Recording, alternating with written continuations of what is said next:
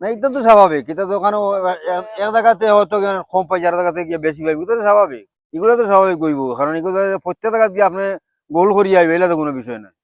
আমরা লাগে দোয়া করবা, পাইলেও আচ্ছা না পাইলেও আচ্ছা, আইসি আমরা একটু ফুর্তি পার্টি করলাম।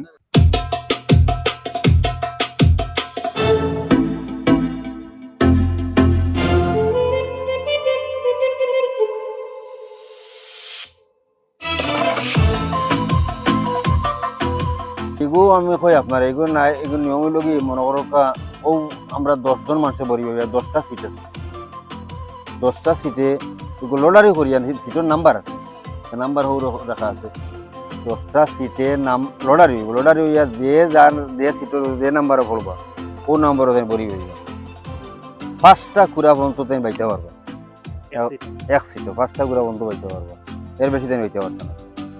বিয়ানীবাজারের মাঝে তো আমরা ওখানে খেলা হইব, হয়েছে তুলখাই হয়, এরপরে গোলাপগঞ্জ, গোলাপগঞ্জ তো গোলাপগঞ্জ নাই, চন্দরপুর, বাদেশ্বর, চন্দরপুর, আমরা মানে একদম আমরা মৌলভীবাজার থেকে লইয়া মানে প্রত্যেক জায়গায় আমরা শ্রীমঙ্গল খেলাই।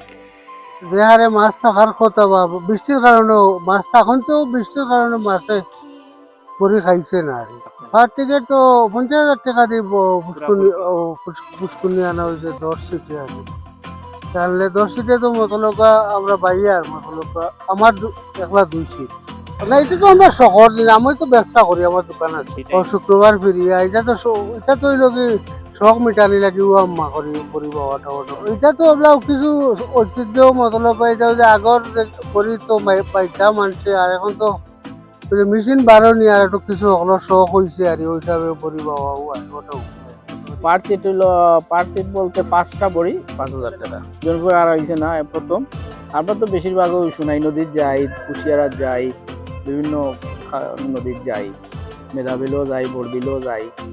বসি দিয়ে রাত 12টা থেকে আর বিকাল 6টা পর্যন্ত মাছ ধরা। আমরা আগামীতে আরো বৃহৎ পরিসরে এর আয়োজন করব।